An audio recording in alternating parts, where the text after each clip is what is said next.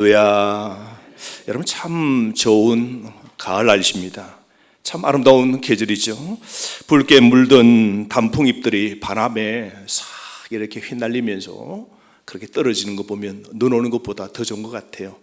어제도 2층 뷰 좋은 곳에서 앉아 있는데요.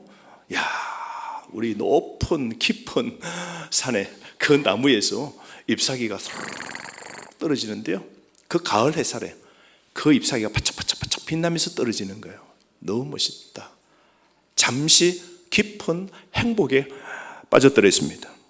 요즘 보면 울긋불긋한 열매들이 가지마다 주렁주렁 매달리게 되는데요. 요즘 우리 교회 전원동산에 많은 분들이 찾아오십니다. 물론 카페 손님도 많지만요.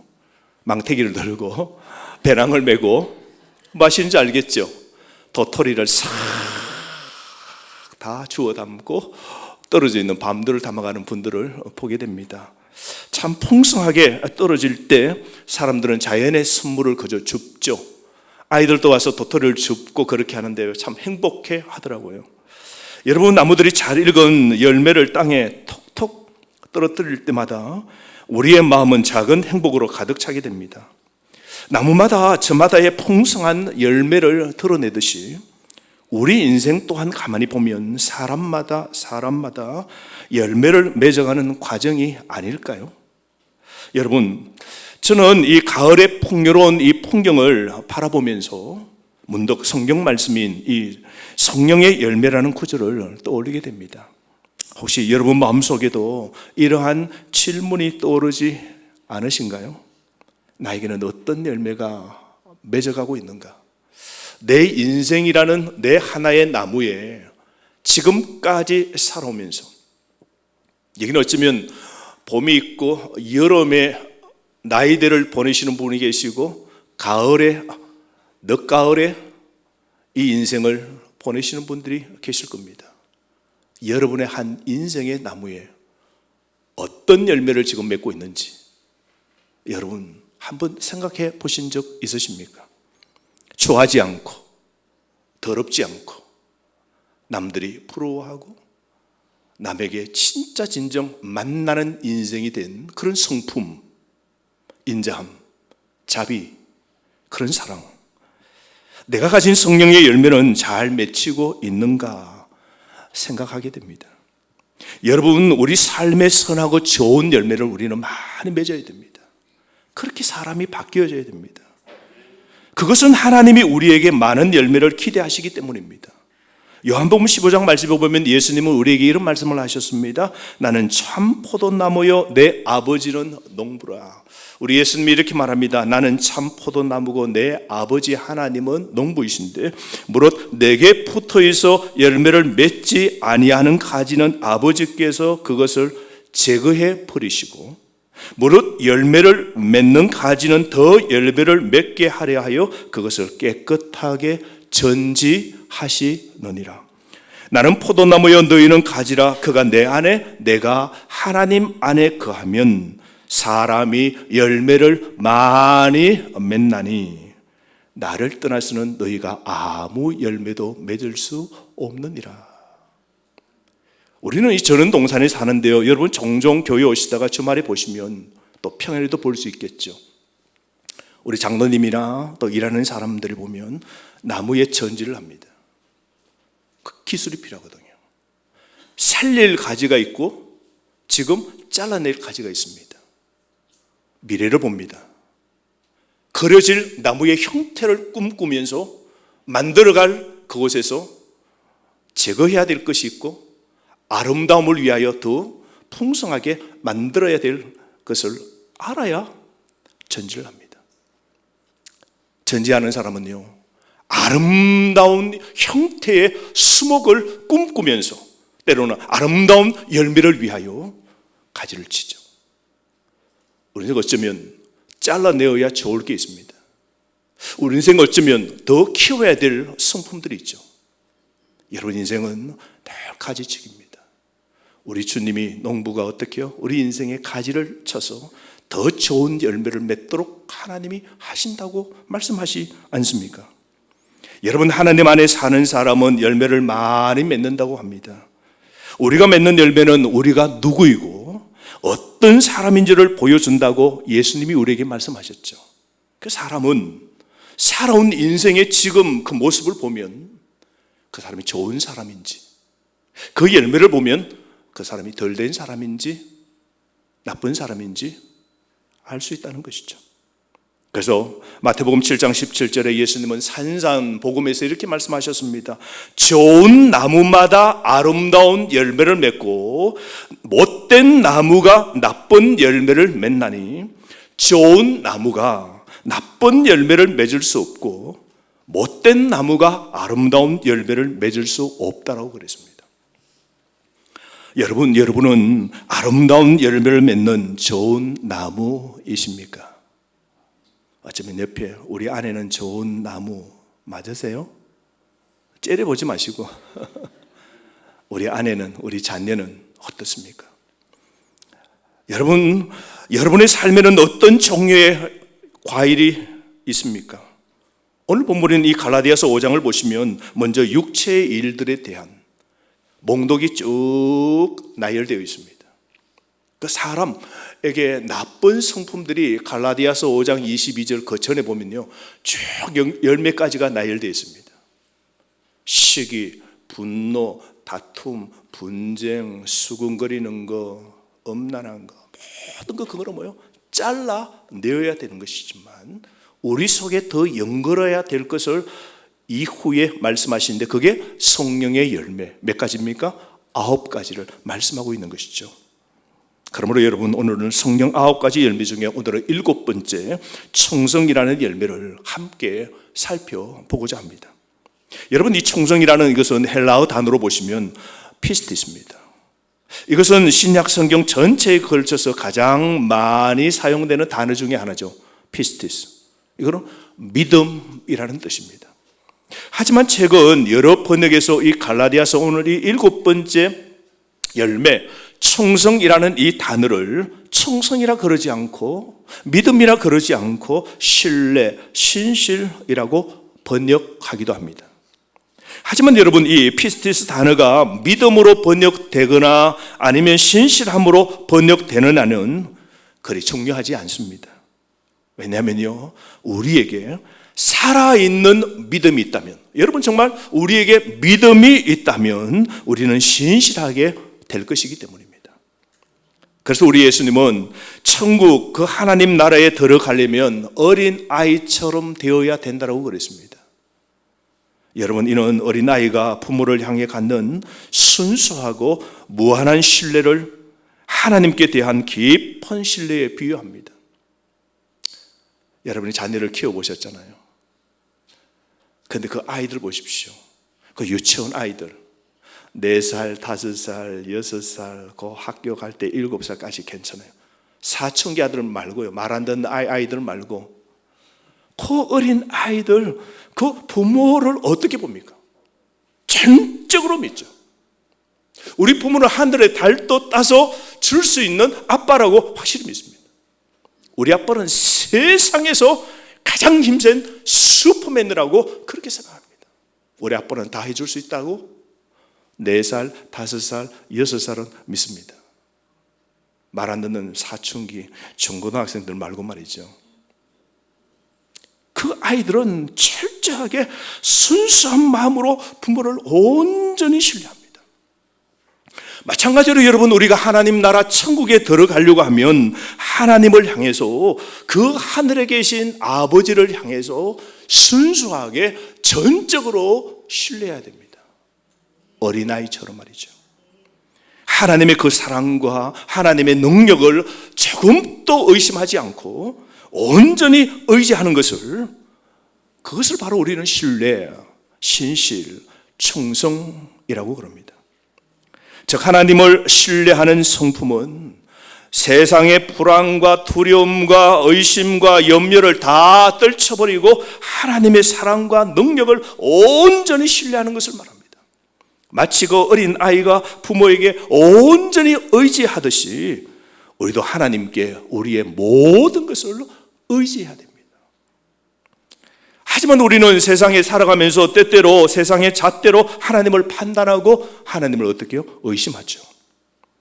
언제 우리가 하나님 의심됩니까? 우리 기도에 우리가 부응하지 않거나, 우리가 바라는 꿈, 소망이 이루어지지 않거나, 우리가 이해할 수 없는 어려운 일을 우리가 만날 때 우리는 하나님을 의심하고 때로는 그분을 떠납니다. 내가 하나님 믿었는데, 아니 믿고 지금 살려고 그러는데 나에게 이런 어려움이, 이런 문제가 더 크게 사건들이 일어날 때 어린 아이의 그 신뢰하는 마음은 사라지고 하나님에 관한 의심이 생기기 시작하는 것이죠. 하지만 여러분, 진정한 믿음은 우리의 이해를 넘어 하나님의 사랑과 그 능력을 온전히 신뢰해야 합니다. 세상의 걱정과 근심을 다 내려놓고 하나님의 사랑과 그 능력을 온전히 믿는 삶을 우리는 살아가야 됩니다. 성경에 보십시오. 아브라함에게 하나님이 나타나셔서 뭘 그럽니까? 너가 100세 때 죽은 그 아들이 이제 16살, 17살이 되었어요. 근데 하나님이 제사 제물로 바치랍니다. 구약시대 알잖아요. 제물로 바친다는 건 뭐예요? 동물입니다. 그 짐승을 어떻게 합니까? 산채로 안 돼요. 제사 드리는 제사자가 그 짐승을 잡아야 됩니다. 죽여야 돼요. 다른 말로 하나님이 늦둥이 아들을 불가능할 때 100세 때 그 아들을 준 그 아들이 이제 자라 성인이 되려고 하는 지금 16, 17살이 되었습니다. 제사 제물로 잡아 바치라 그럽니다. 하나님의 테스트죠. 하나님이 아브라함이 얼마나 자기를 믿는지, 얼마나 아브라함이 하늘에 계신 아버지를 신뢰하는 자녀로, 어린 아이로 사는지 하나님이 테스트한 것이죠. 아브라함은 아마 잠 못 잤을 겁니다, 여러분. 지난주에 유튜브 보니까 청소년 아들이 피에 문제가 생겨서 피가 섞고 그리고 살이 섞는 거예요. 그런데 문제는 사지가 이게 손끝, 발끝부터 시작입니다. 그게 점점 밀려와서 의사가 그 어머니에게 말하는 겁니다. 아들을 살리려고 하면 사지를 절단해야 됩니다. 그 꼴을 보기 싫으면 점점 다 이게 다 썩어져 들어가는 것이죠. 엄마가 동의를 하고 그 해의 무릎 아래로, 그 사람 팔 아래로 절단 수술을 하고 이제 다시 회복하는 그 아이를 보면서 병실 밖에서 의자에 앉아서 그 엄마가 펑펑 울면서 차라리 내 자녀 이 모습, 이 고통 안 겪도록 그냥 그대로 놔두었으면 또 어떨까?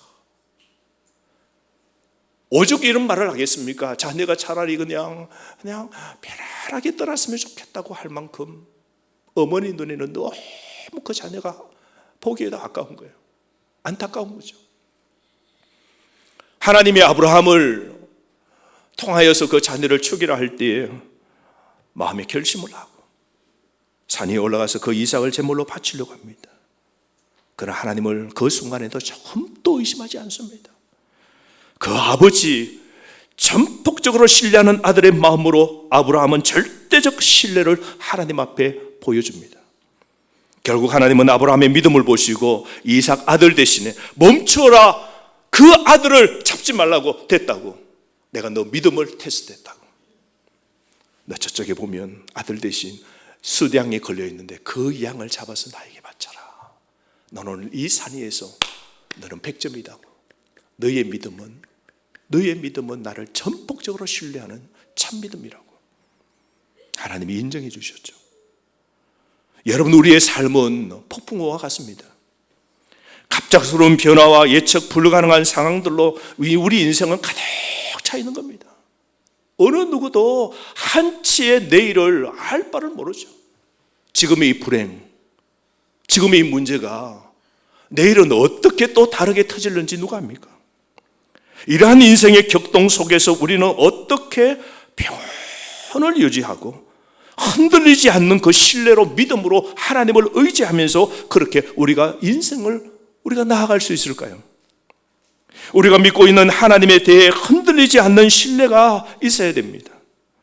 어떤 시련이나 재앙이 닥치더라도 흔들리지 말고 하나님을 믿고 의지해야 됩니다.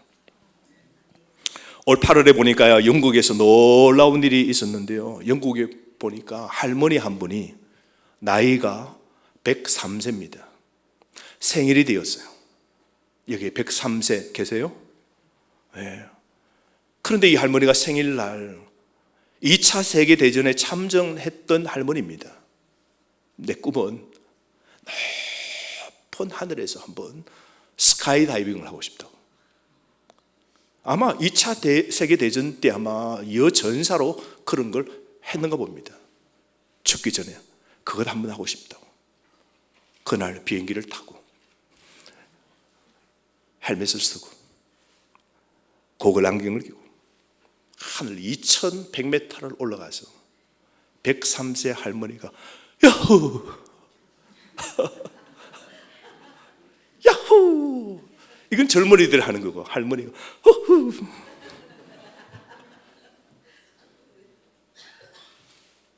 창공에 그대로 몸을 던지면서 쫙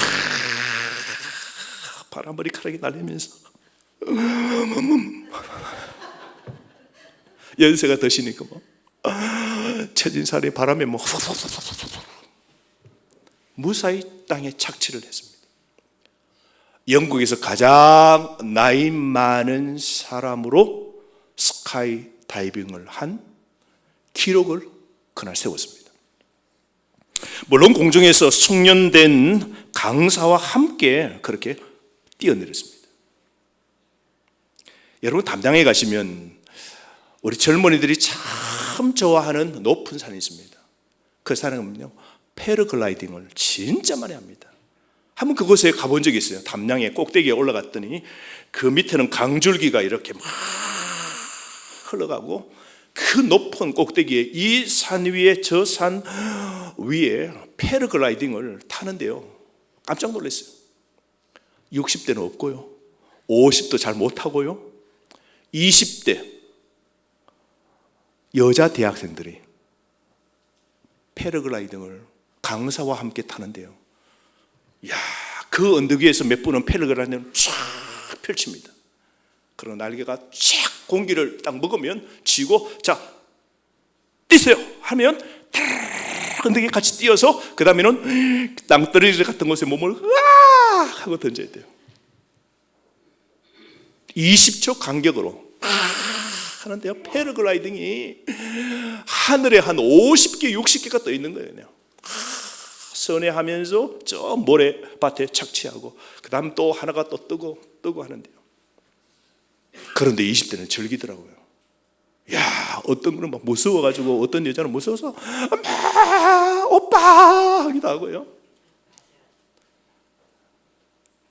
행복한 그 시간을 보내고 있더라고요. 여러분, 이 스카이다이빙 하는 사람들, 패러글라이딩 하는 사람들 보면 숙련된 그 강사에게 전적으로 자기의 하나뿐인 목숨을 맡깁니다.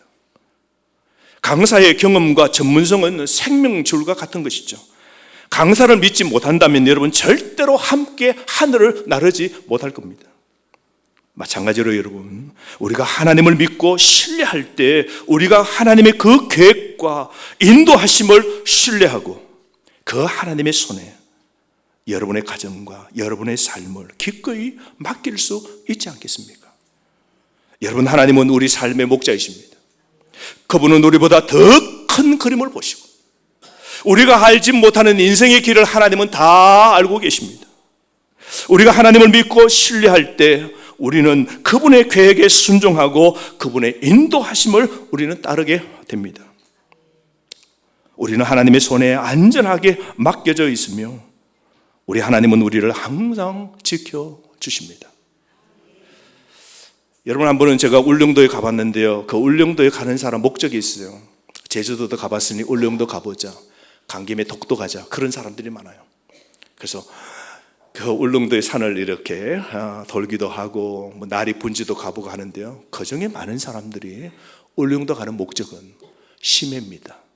깊은 바다에 스쿠버 다이버들이 들어가 즐기는데요.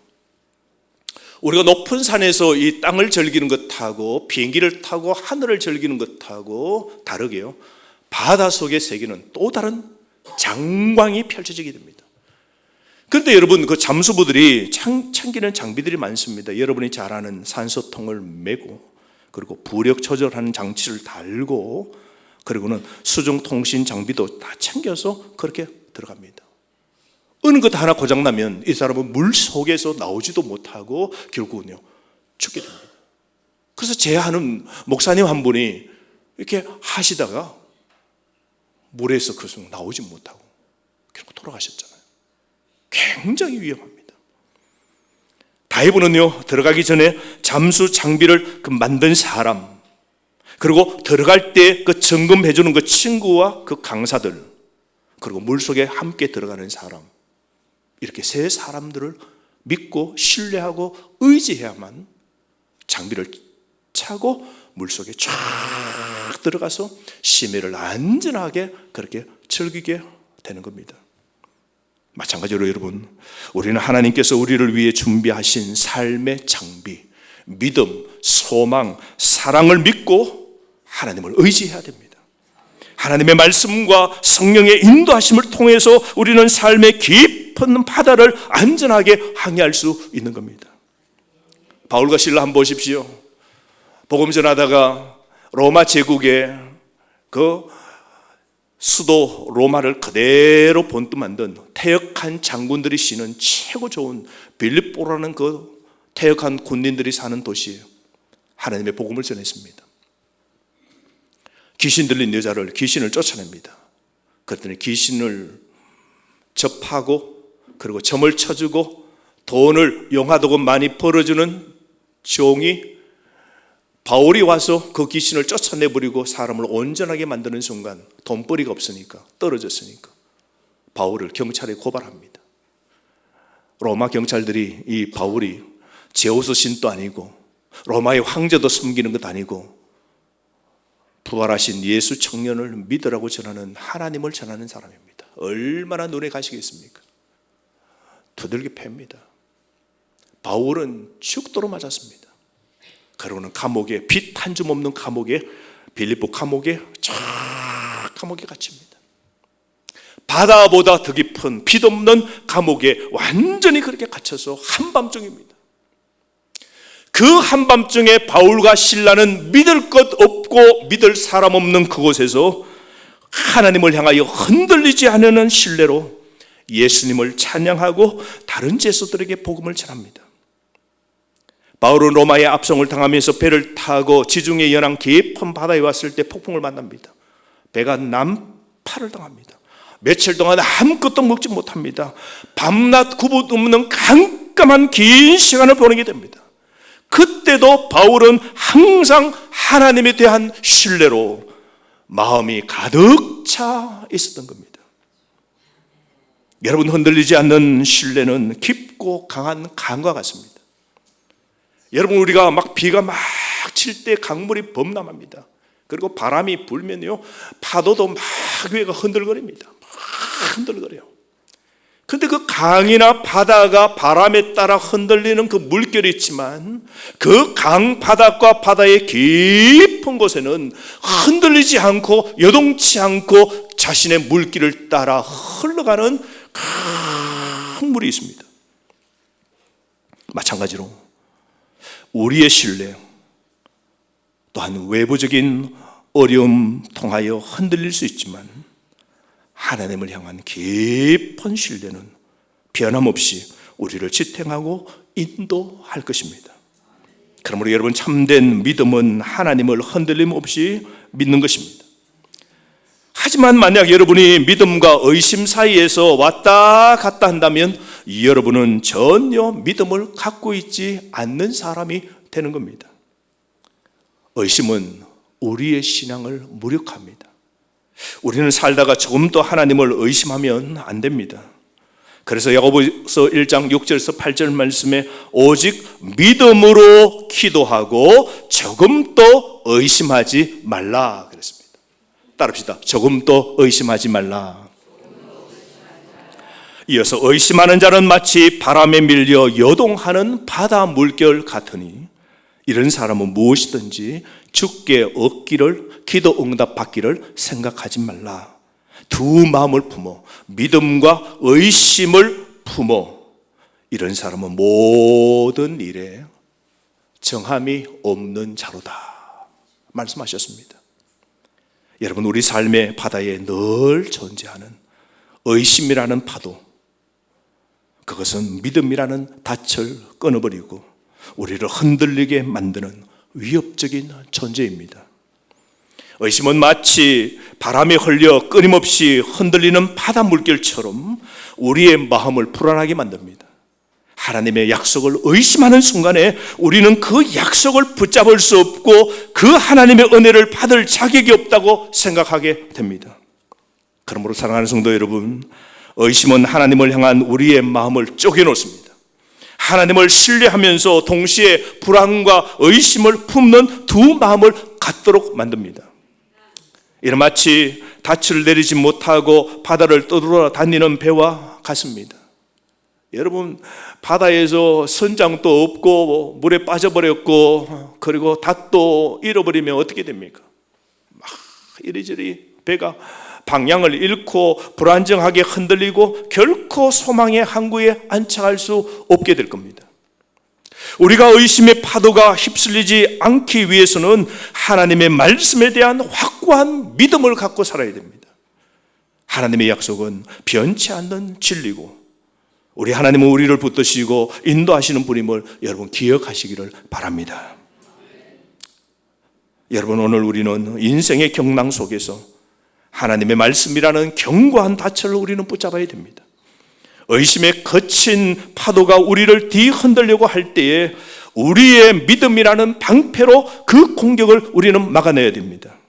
하나님의 약속은 시간과 공간을 초월하는 영원한 진리입니다. 우리는 이 약속을 마음에 깊이 새기고 어떠한 역경 속에서도 흔들리지 않고 전적으로 하나님께 내 인생을 맡기고 삶을 걸어가야 되는 겁니다.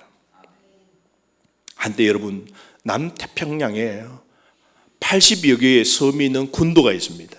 그 군도는 옛적에 옛날에 거기에 식인종이 살았던 그런 지역입니다. 복음을 전하갔던 선교사가 도착하자마자 이거 먹을 거 있네 이러고는 그냥 그 식인종에 잡혀서 선교사가 선교를 당했습니다. 복음 전하기가 쉽지 않습니다. 그래도 끊임없이 다른 선교사가 가서 그 복음을 전하게 되는데요, 한 섬에 사는 부족에게 드디어 존 페이턴이라는 선교사가 그 원주민들에게 가서 복음을 전하고 그들과 가까워지기 시작했습니다. 그리고는 성경을 번역하기 시작했습니다. 그 원주민들이 알아듣는 말로 성경을 번역하기 시작했습니다. 그런 원주민들의 언어로 하나님의 성경을 번역하다가 어느 날 어려운 문제에 봉착하게 되었습니다. 그게 뭐냐면 신뢰라는 단어, 믿음이라는 단어를 그 원주민들에게 설명할 수가 없는 겁니다. 신뢰. 그래서 이 단어를 어떻게 이들에게 이것을 풀어줄까, 알도록 할까 고민에 빠졌습니다. 번역하는 사람이 여러분이 쉽지 않잖아요. 우리도 영어나 프랑스를 두고 번역하라면 그분의 뜻 그대로 그 마음을 읽어 번역한다는 게 쉽지 않습니다. 그런데 어느 날 자기와 늘 함께하는 원주민이 멀리 사는데 더운 날 자기 집에 놀러 온다고 온 거예요. 땀을 뻘뻘 흘리면서 이게 그늘에 있는 자신의 집에 턱 들어오더니 와 하고는 그 거실에 큰 소파가 있는데 푹신한 편한 소파입니다. 거기에 턱 앉더니 편한 미소로 어이쿠 살았다, 시원하다 그러면서 그가 이런 말을 하는 겁니다. 이 의자에 온몸을 싣고 있으니 참 좋다. 여러분, 좋은 소파, 여러분 좋은 의자 하나 딱 앉으면 뭐예요? 하루 종일의 피로가 어떻게 해요? 다 사라지지 않습니까? 이 좋은 의자에 온몸을 실으니 참 좋다. 그 순간 선교사가 딱 보는 순간 번뜩이는 섬광이 탁 지나갑니다. 아하! 그렇게 그는 하나님에 대한 믿음을 이렇게 그들에게 알려주었습니다. 하나님께 온 무게를 실는 것. 그게 믿음이다. 믿음이 뭐라고요? 하나님께 온 몸을 실는 것.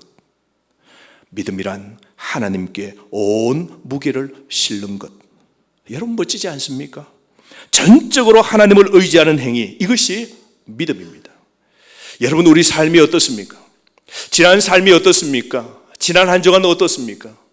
어쩌면 인생의 가정의 문제로, 자녀의 문제로, 남편의 문제로, 여러분의 인생의 또 미래의 계획적인 문제로, 재정의 문제로, 어떤 사람은 약을 먹고 있는 이 건강의 문제로 여러분의 삶의 무게가 무거울 겁니다. 여러분 어쩌면 한가득일 거예요. 거기다가 지난주 또 문제로 또 더 한 줌에 또 무거운 짐을 지고 한 주간을 보낸 성도들이 여기에 계실 겁니다. 힘든 일 앞에 우리는 얼마나 흔들리고 있나요? 불안한 미래에 우리는 얼마나 불안해하고 있나요? 우리의 마음을 어디에 우리는 놓아야 될까요? 이 무거운 짐을 지고 털썩 안으면서 이 짐을 다 놓을 수 있는 그런 푹신한 의자가 있으면 얼마나 좋습니까? 그렇다고 생각하는 사람에게 내 인생의 문제를 이야기했더니 온 동네 소문이 다 나버리네요. 사람도 믿지 못하는 거예요. 어디 가서 내가 이 마음에 내 문제를 누구에게 말도 하지 못하는 거예요. 내 인생에 푹신한 의자 하나가 없는 거예요. 그래서 인생은 모두가 수고로 무거운 짐을 지고 다 살아가고 있는 겁니다. 오늘 우리는 흔들리는 마음을 붙잡고 하나님께 나왔습니다. 삶의 폭풍 속에서 고난의 파도 앞에서 흔들리는 마음을 어디에 놓아야 할지 우리는 막막할 때가 참으로 많지 않습니까? 요즘 보면 사람들이 아프면 병원에 많이 가는데요, 요즘에 정신과에 사람들이 참 많이 간답니다. 옛날에는 여러분 우리가 정신과 간다면 쉬쉬해야 될 일이라고 생각했어요. 근데 요즘은 안 그렇습니다. 우리 마음도 아픈 겁니다, 여러분. 마음 병도 생기는 겁니다. 당연한 병이에요. 여러분이 마음이 아프면 정신병원 가세요. 그래서 요즘은 교사들도 여러분 정신과에 많이 간다잖아요.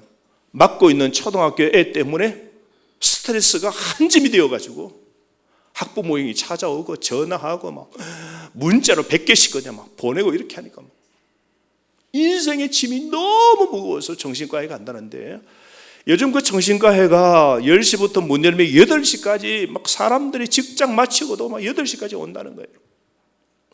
그런데 놀라운 것은 초등학교 아이들도 요즘 많이 생긴답니다.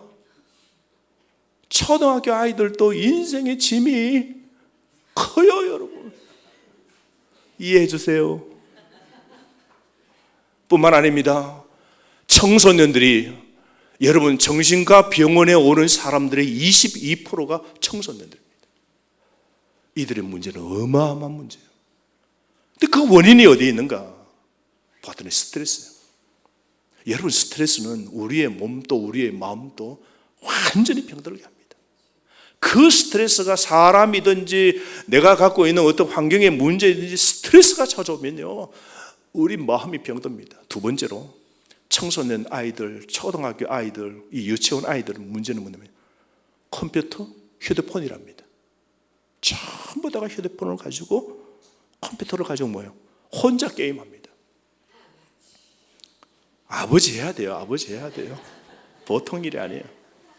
아이들 보십시오. 우리가 옛날에는 놀이가, 이런 놀이가 없을 때는 뭐예요? 동네 넓은 곳에 골목에 다 나와서 놉니다. 초등학교 아이들도요, 서열이 다 있어요. 6살, 7살 엄청 차이입니다. 6살에 7살에게 말 놓으면요, 7살이 너 왜 내한테 말라? 서열이 다 있어요.